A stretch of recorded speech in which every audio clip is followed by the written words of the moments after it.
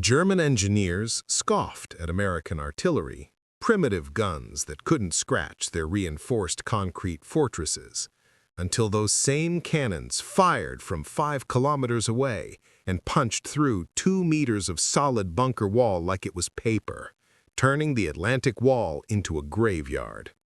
Before we jump back in, tell us where you're tuning in from, and if this story touches you, make sure you're subscribed, because tomorrow I've saved something extra special for you.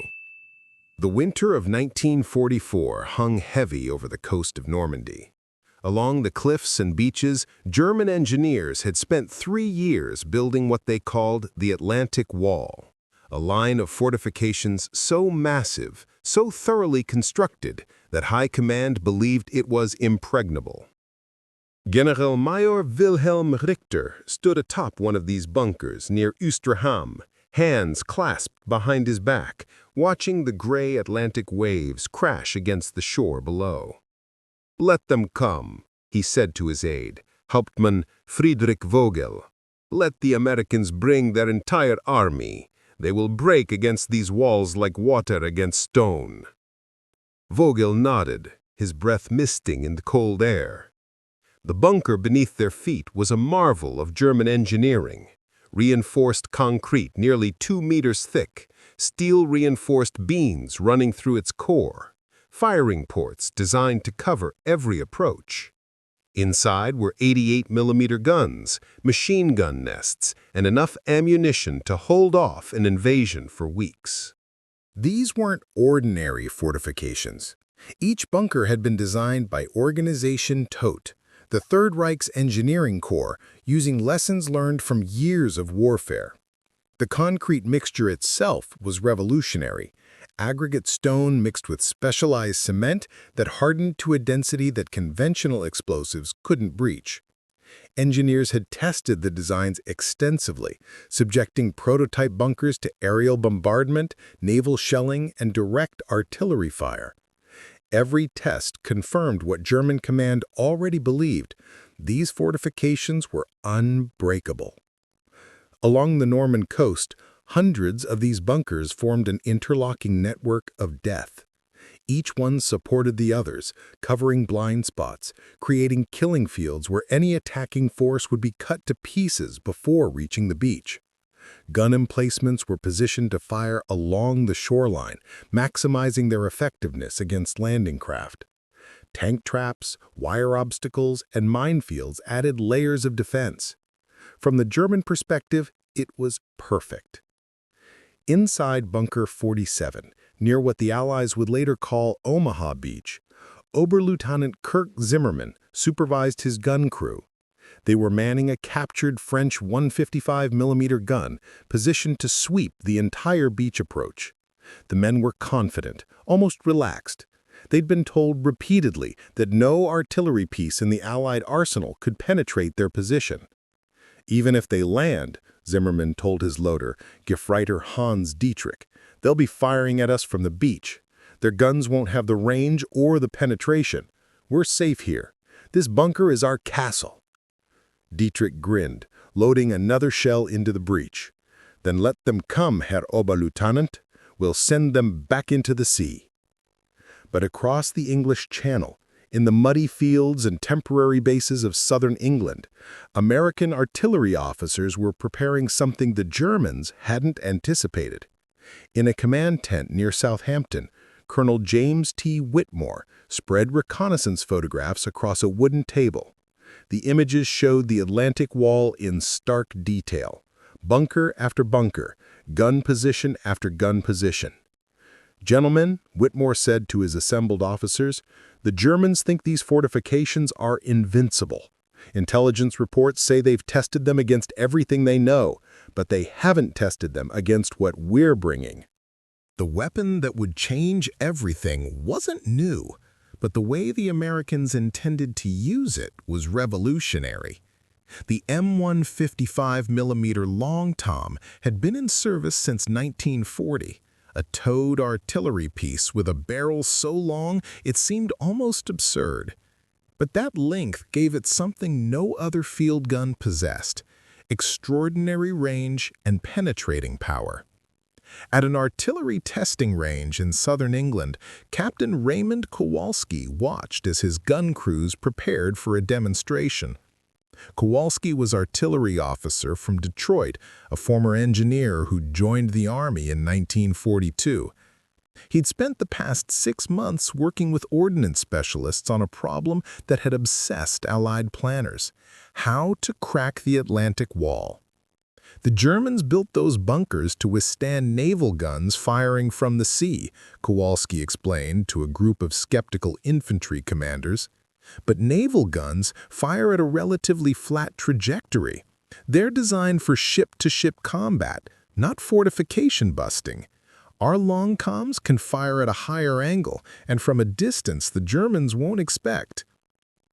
What made the long-tom special wasn't just its range. It could hit targets up to 23 kilometers away, but the shells it fired.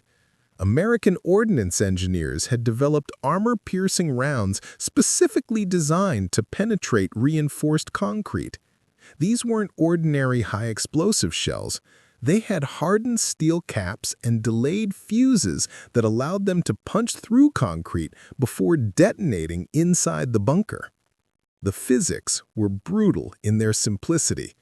A 155mm shell weighing nearly 43 kilograms, fired at velocities exceeding 850 meters per second, carried enormous kinetic energy. When that energy concentrated on a small impact point, the hardened steel cap, it could overcome even the most robust concrete.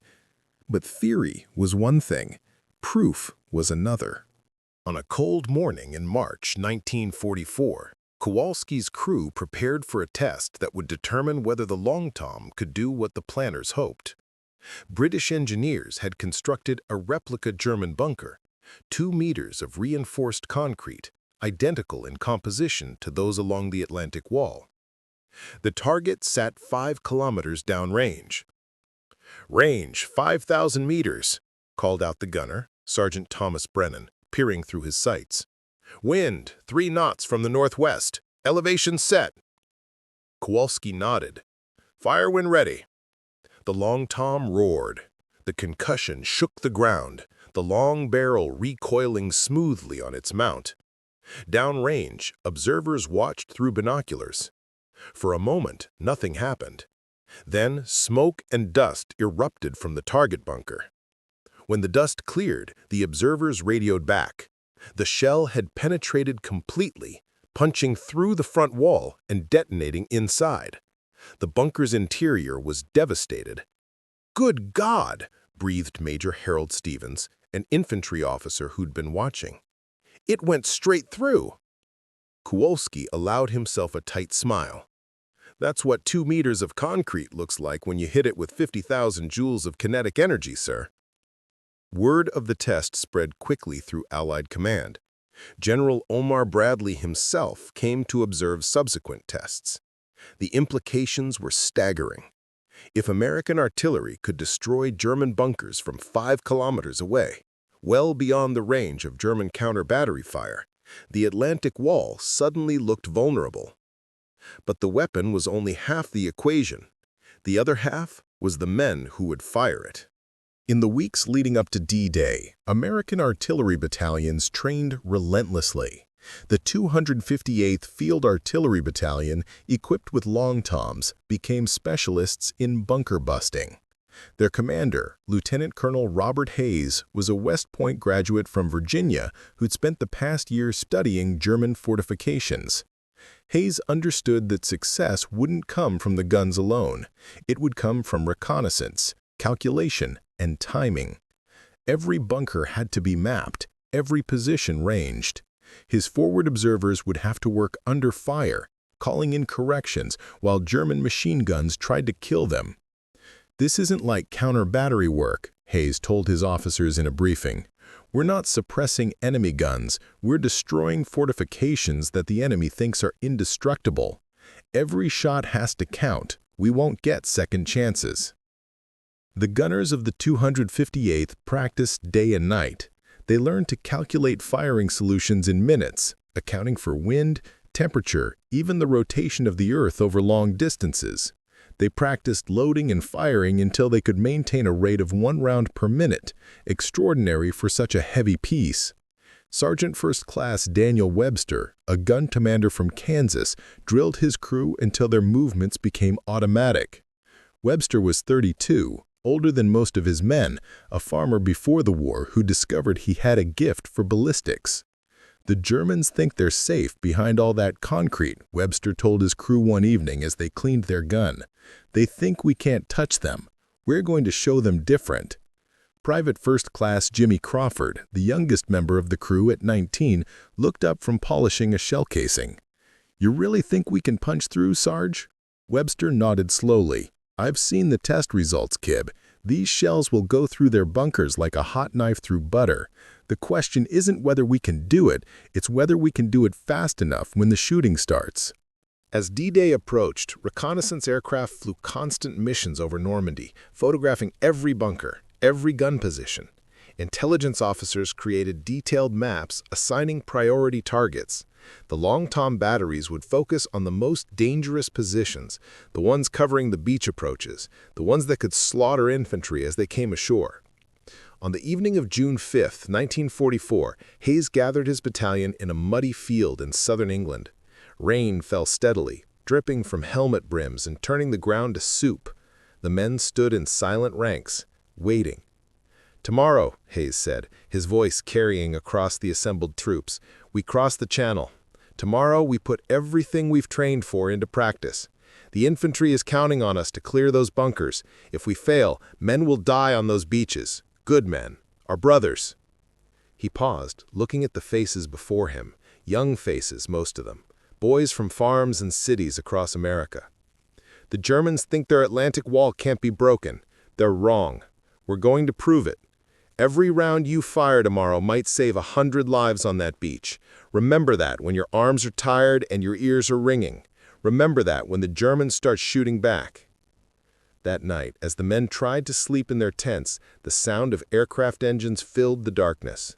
Thousands of planes carrying paratroopers toward Normandy. The invasion had begun. Dawn broke, gray and cold over the English Channel on June 6, 1944. The Long Tom batteries of the 258th had landed at H+3 hours, coming ashore behind the initial waves of infantry. The beaches were chaos, burning vehicles, wounded men, the constant crack of small arms fire. But the artillerymen had a job to do. Colonel Hayes established his fire direction center in a hastily dug position just beyond the beach. Radio reports were already coming in from forward observers who'd gone in with the infantry. The German bunkers were exactly where intelligence had said they'd be, and they were tearing the American advance apart. "Colonel," called out Captain Arthur Price, the fire direction officer, "we have priority targets from Omaha sector, bunker complex at grid reference 492385. Infantry is pinned down, taking casualties." Hayes studied the map. The bunker was 4,000 meters inland, positioned on a bluff overlooking the beach. From there, German guns had a perfect field to fire. "Get me a firing solution. All batteries prepare for fire mission."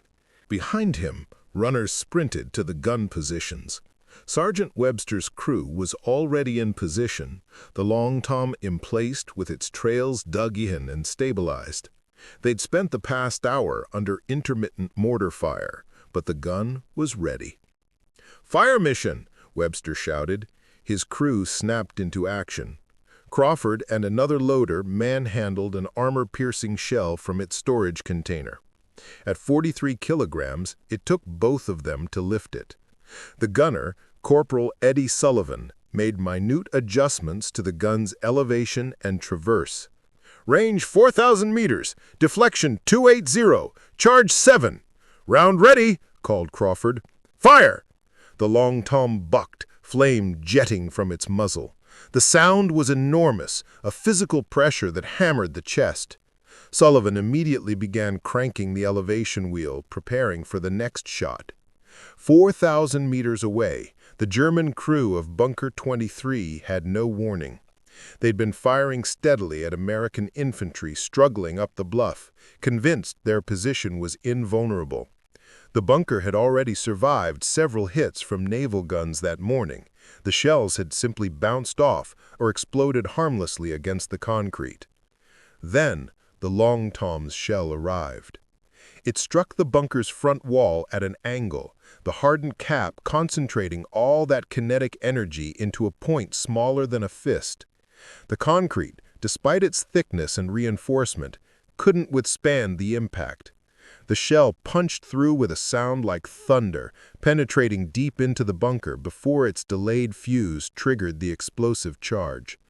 The detonation inside was catastrophic.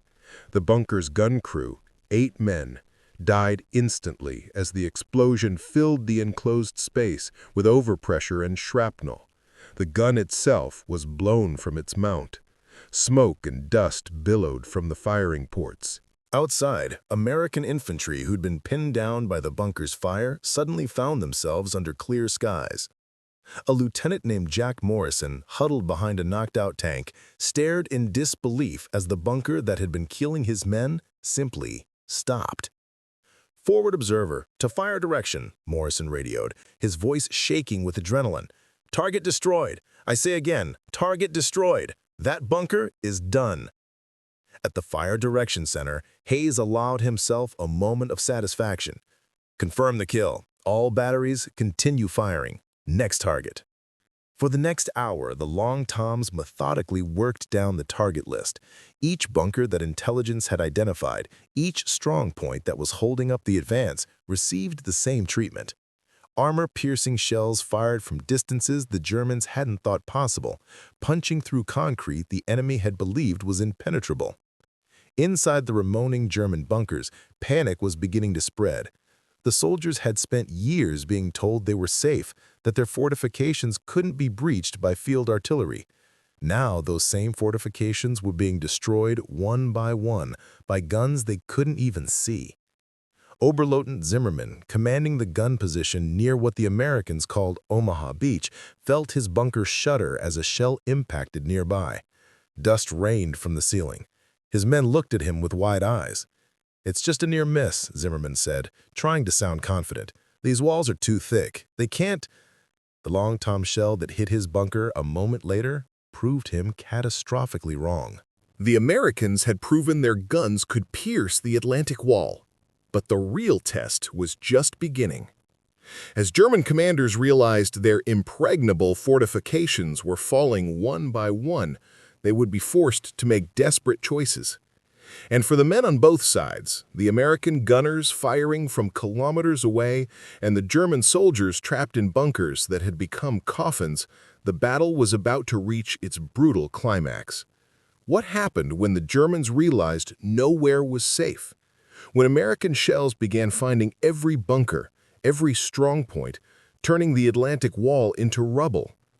Part 2 reveals the devastating conclusion of this clash between innovation and overconfidence, and the lessons that would reshape warfare forever. Subscribe to see how this battle changed the course of D-Day and proved that even the strongest walls can fall. The sun climbed higher over Normandy, burning through the morning haze to reveal a battlefield transformed.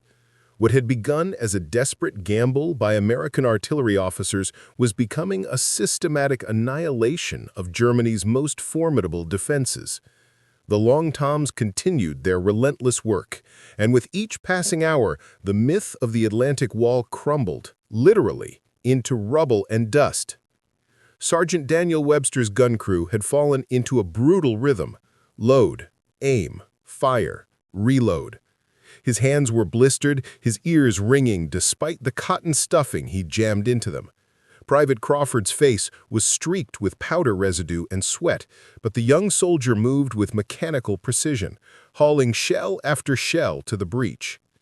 Fire mission grid 508392, bunker complex, 3 structures, priority target, infantry taking heavy casualties. Webster didn't hesitate. "Sullivan, get me a solution." Corporal Sullivan worked his plotting board with practiced speed, calculating windage, elevation, and charge. Range 4,800 meters, deflection 315, charge 6. The gun roared again, then again. 3 shells in rapid succession, each one arcing through the sky toward a different bunker in the complex. Webster had learned to time the impacts by counting. 14 seconds of flight time at that range. He counted silently, watching the distant ridgeline where the bunker sat. 14, 15, then 3 distinct flashes, blooming like deadly flowers against the hillside. "Observer reports all 3 bunkers penetrated," came the radio call. "Infantry is moving up." Webster allowed himself no celebration. There were too many targets, too little time. Already another fire mission was coming through. The war had become a matter of mathematics. Trajectories, powder charges, impact velocities. Each calculation ended in torn concrete and silenced guns. 5 kilometers inland, the reality of those calculations was far more visceral. Hauptmann Friedrich Vogel, who'd stood confidently atop the bunkers with Generalmajor Richter just days before, now crouched in what remained of Bunker 12's command post. The structure had taken 3 direct hits in the past hour. The first had penetrated the northern wall, killing 2 machine gunners instantly. The second had collapsed part of the roof, burying 4 men under tons of concrete. The third had destroyed their main gun. Vogel's uniform was gray with dust. Blood from a shrapnel wound on his forehead had dried on his face. Around him, the surviving members of the garrison huddled in the half-collapsed space, their eyes reflecting something Vogel had never seen in German soldiers before: raw, animal fear. "Herr Hauptmann," whispered Unteroffizier Georg Steiner, a veteran of the Eastern Front who'd seen hell at Stalingrad. "We cannot stay here. These walls, they're not protecting us anymore. They're our tombs." Vogel wanted to disagree, to tell Steiner that German engineering was superior, that the bunkers would hold. But he'd watched too many positions fall silent, seen too many mushrooms of concrete dust rising from what had been impregnable fortresses. The Americans had found a way to do what shouldn't have been possible. "We hold our position," Vogel said, his voice hollow even to his own ears. "Those are our orders." Steiner's laugh was bitter. "Orders? The Americans don't care about orders, Herr Hauptmann. They care about physics, and physics says 2 meters of concrete means nothing to their guns." Another impact shook the bunker. Dust cascaded from the cracked ceiling. Somewhere in the darkness, a man whimpered. Vogel closed his eyes, remembering Richter's confident words, "Let them come. They will break against these walls like water against stone." The walls were breaking instead. Back at the American Fire Direction Center, Colonel Hayes monitored the progress of the battle through a constant stream of radio reports. His forward observers, moving with the infantry, were calling in target after target. The Long Tom batteries were destroying bunkers faster than German commanders could respond. "Colonel," Captain Price said, looking up from his plotting table, "we've neutralized 17 bunker complexes in the past 3 hours. That's 42 individual fortifications destroyed or damaged beyond use. The infantry reports enemy resistance is collapsing in multiple sectors." Hayes studied the map, where red crosses now marked eliminated positions. The concentration of crosses was staggering. "What's our ammunition status?" "We're burning through it faster than anticipated, sir, but supply is keeping up. The Navy's been excellent about getting shells ashore." "Good. Keep firing. I want every bunker on that ridge line destroyed by nightfall." What Hayes understood, and what the Germans were learning too late, was that the battle had become a race against time. Every bunker destroyed opened gaps in the Atlantic Wall's defenses. Every gap allowed American infantry to push deeper inland, and every advance brought more German positions within range of the Long Toms. The German response, when it finally came, was desperate and ineffective. Counter-battery fire from German artillery tried to locate and destroy the American gun positions. But the Long Toms were firing from ranges the Germans couldn't match. Their shells fell short, exploding harmlessly in empty fields. German aircraft, what few could be spared from other fronts, attempted bombing runs but were driven off by Allied fighters that controlled the skies. General Major Richter, watching his defensive line disintegrate from his headquarters bunker 5 kilometers inland, made the hardest decision of his military career. He picked up the telephone to contact his surviving commanders. "All positions, this is Richter.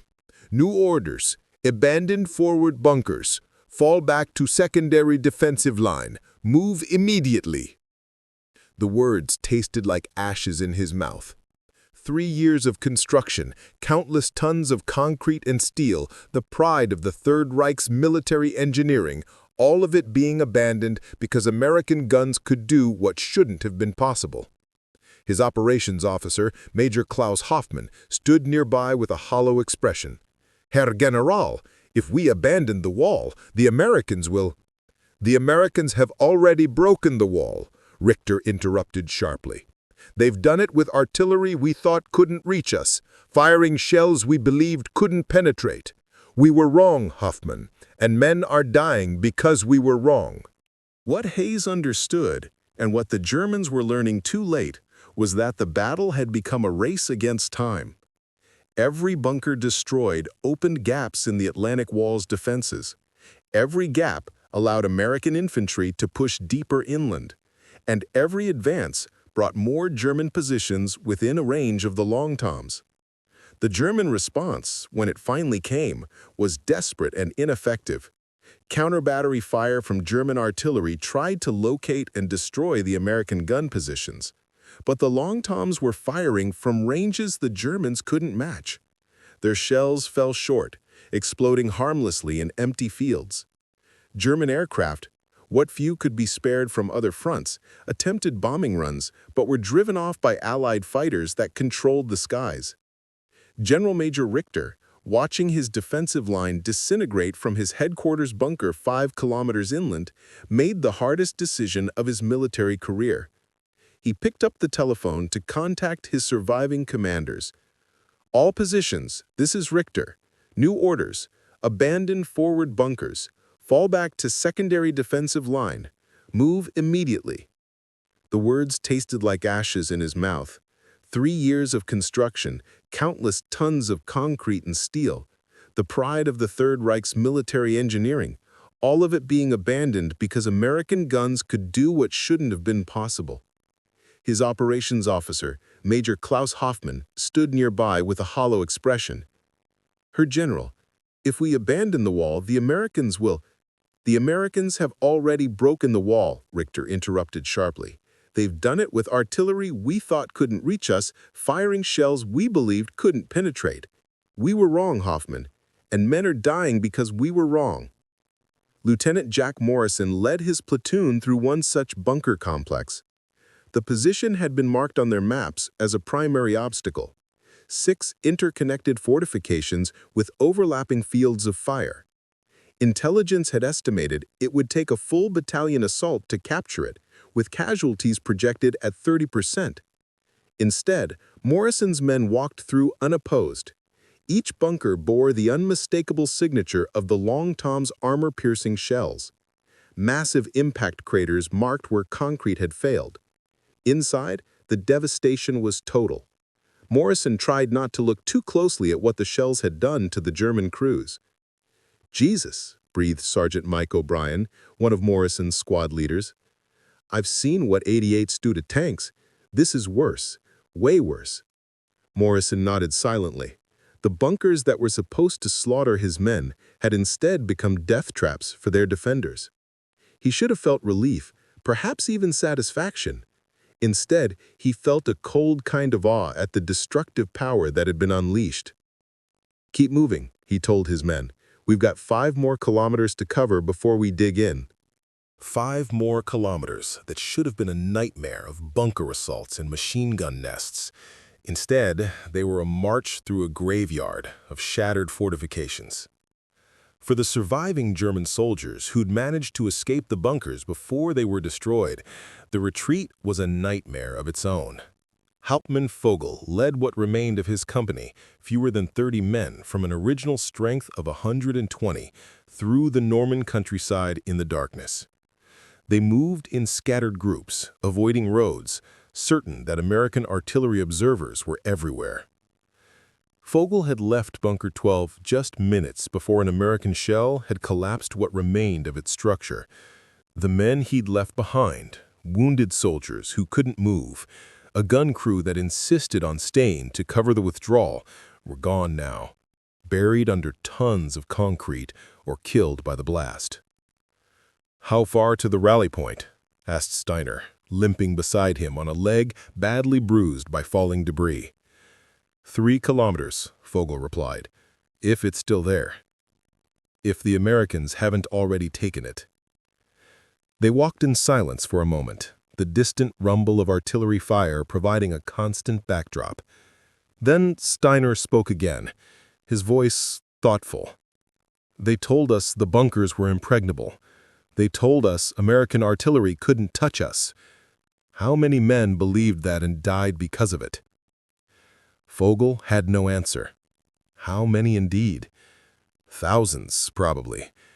Good soldiers who trusted their officers, trusted the engineers, trusted the system that had promised them safety behind 2 meters of reinforced concrete. "We underestimated them," Vogel finally said. "We thought their guns were primitive. We thought our concrete was stronger. We were wrong on both counts." At the American artillery positions, Sergeant Webster's crew finally stood down as darkness made accurate fire impossible. They'd fired 63 shells that day, more than 2 tons of high explosive and steel. The gun's barrel was scorching hot, too dangerous to touch. The crew was exhausted, moving like old men despite their youth. Webster sat on an ammunition crate, staring at his blistered hands. 63 shells. How many bunkers had they destroyed? How many German soldiers had died because of the calculations he'd made, the rounds he'd fired? He'd learned not to think about such things in training, to focus on the technical aspects, the mathematics of trajectory and impact. But now, with the adrenaline fading and the reality of what they'd accomplished settling in, the questions came anyway. Private Crawford collapsed beside him, his face haggard. "Sarge, how many do you think we—" "Don't," Webster said quietly. "Don't go down that road, kid. We did our job. We saved American lives. That's what matters." "But the Germans in those bunkers—" "We're trying to kill our boys on the beach," Webster interrupted firmly. "Every bunker we destroyed meant infantry could advance, meant fewer of our guys got cut down by machine guns. You want to feel bad about something, feel bad about the Americans who'd be dead if we hadn't done our job." Crawford nodded slowly, but Webster could see the kid was still processing it. They all were. The power they'd wielded, the destruction they'd caused, it was almost abstract at 5 kilometers distance, but the results were very real. Colonel Hayes made his rounds of the gun positions that night, checking on his men. He found most of them silent, exhausted beyond words. Some cleaned their weapons with mechanical precision. Others simply stared into the darkness. A few wrote letters home, though what they could say about this day was limited by censorship and by the inadequacy of words. "Colonel," Captain Price approached with a preliminary casualty report. "Final tally for the day, we destroyed or heavily damaged 78 German bunker positions. Forward observers confirm multiple secondary explosions from ammunition stores. Enemy resistance along our assigned sectors has dropped by an estimated 70%. Hayes took the report, scanning the numbers. 78 bunkers. Each one had held between 8 and 20 men. The mathematics of death worked both ways. Our casualties? 3 men wounded from counter-battery fire, none killed, no guns lost. Hayes nodded. 78 bunkers destroyed, perhaps 1,000 German soldiers killed or buried alive, 3 Americans wounded. The exchange rate was horrific in its imbalance. That was what innovation bought. Not fairness, but overwhelming advantage.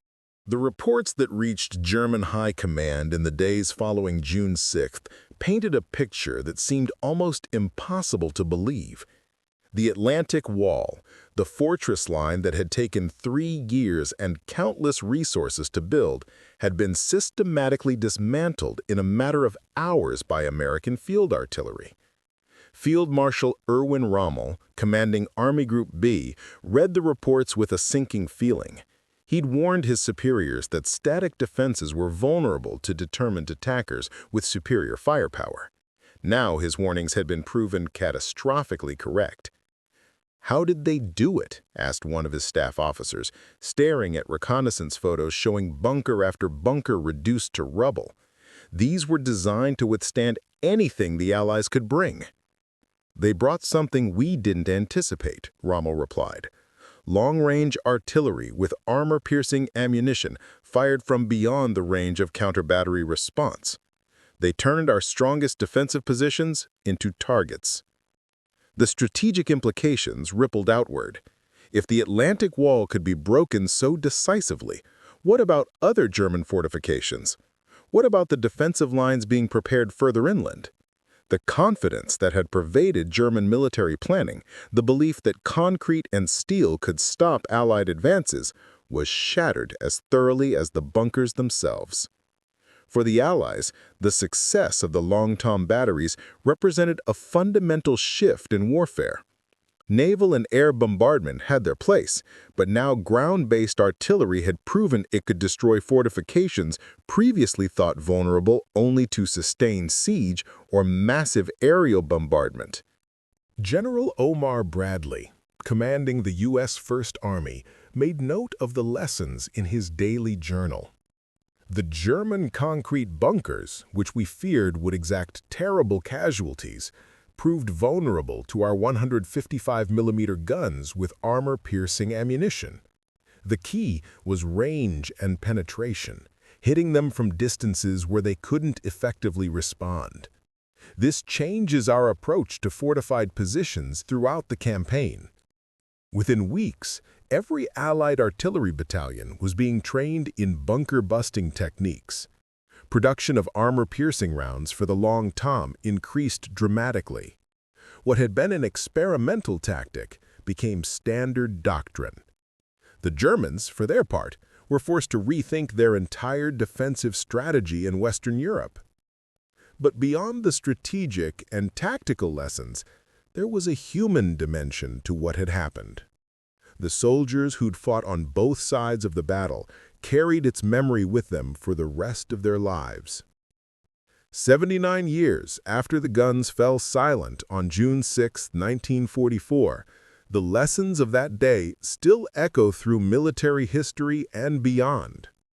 The story of American Long Tom artillery destroying the Atlantic Wall isn't just about weapons and tactics. It's about the dangers of overconfidence, the power of innovation, and the terrible mathematics of war. The German engineers who designed the Atlantic Wall weren't fools. They were skilled professionals who applied the best knowledge available to create formidable defenses. Their mistake wasn't incompetence, it was assumption. They assumed American artillery technology was inferior. They assumed their concrete was thick enough. They assumed they'd tested against everything that mattered. They never anticipated that American engineers would develop armor-piercing shells specifically designed to defeat their fortifications.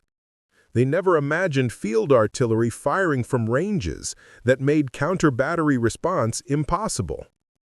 Their assumptions, built on past experience and existing knowledge, became their undoing. Innovation won the battle. Not just the innovation of better weapons, though that mattered. The innovation of different thinking. Asking, what if we fire differently instead of accepting conventional wisdom? Colonel Hayes, Captain Kowalski, the artillery doctrine writers who'd looked at a problem everyone said was unsolvable and found a solution. But innovation came at a price, measured in human lives. Every destroyed bunker represented German soldiers who'd believed they were safe, who'd trusted their command structure and engineering expertise, and who died because that trust was misplaced. The American gunners who saved countless Allied lives by destroying those bunkers also had to live with the knowledge of what they'd done. Sergeant Webster returned home to Kansas after the war. He ran his farm, raised his family, and rarely spoke about his experiences. When asked once by his grandson about D-Day, he was silent for a long moment before answering. "We did what we had to do," he finally said. "We saved American lives, but I never celebrated it. There's nothing to celebrate about watching fortresses become tombs, even if they were enemy fortresses. War isn't glorious, boy. It's just necessary sometimes." Hauptmann Vogel survived the war, one of the few German officers from the Atlantic Wall defenses to do so. In his later years, he wrote a memoir that included his experiences on June 6th. His words capture the perspective of men who learned too late that their assumptions were wrong. "We believed the concrete would save us. We believed German engineering was superior. We believed the Americans couldn't touch us in our fortified positions. Every belief was wrong. The lesson I learned that day, as shells punched through walls we thought impenetrable, was that in war there is no such thing as absolute safety. There is only calculation and counter-calculation, innovation and counter-innovation. We failed to innovate. We paid in blood and defeat." The technical lessons of the battle influenced military engineering for generations. Fortifications after World War II were designed differently, accounting for the penetrating power of large-caliber artillery. The development of bunker-busting weapons accelerated. The entire paradigm of defensive warfare shifted, incorporating the reality that concrete alone could not guarantee safety. But perhaps the deepest lesson is about human nature and the dangers of certainty. Organizations, nations, and individuals who become too confident in their solutions, too sure of their superiority, create blind spots where disaster lurks. The Germans were certain their Atlantic Wall was impregnable. That certainty prevented them from adequately preparing for alternatives. The Americans, facing what seemed like an impossible problem, refused to accept that impossibility. They experimented, they innovated, they took risks.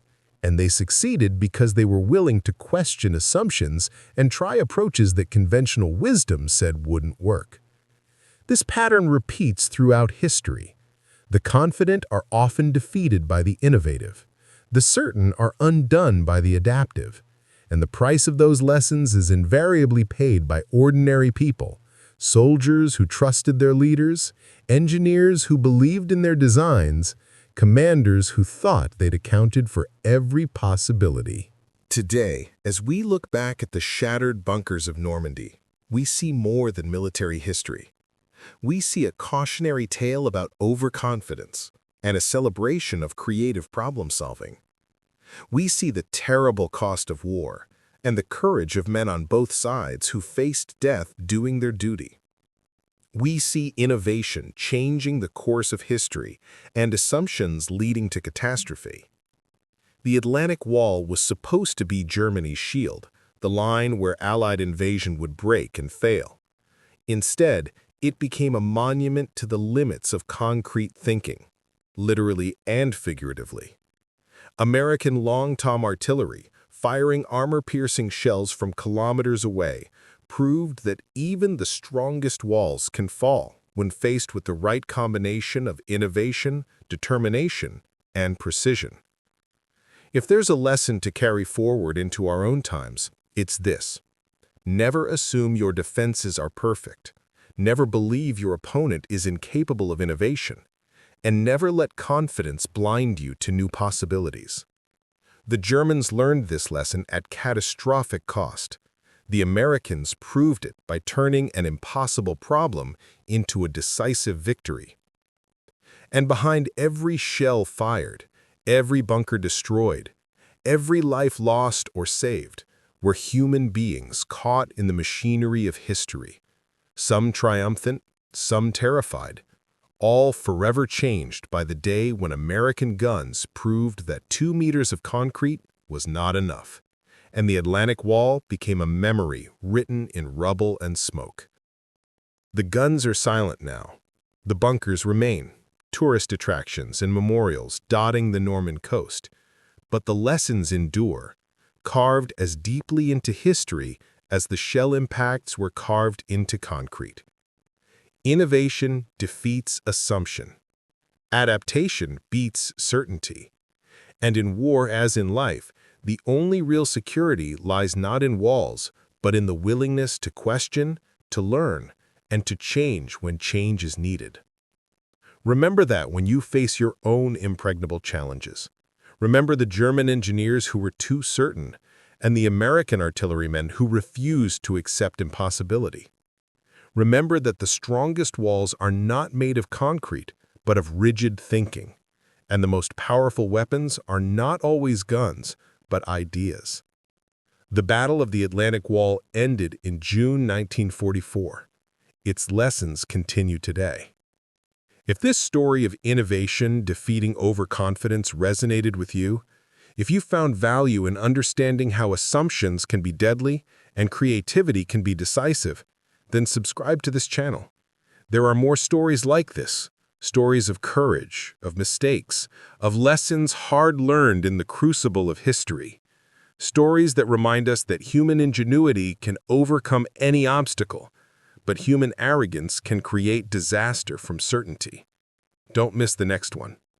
Up next, you've got 2 more standout stories right on your screen. If this one hits the mark, you won't want to pass these up. Just click and check them out. And don't forget to like, subscribe, and turn on the notification bell so you don't miss any upload from us.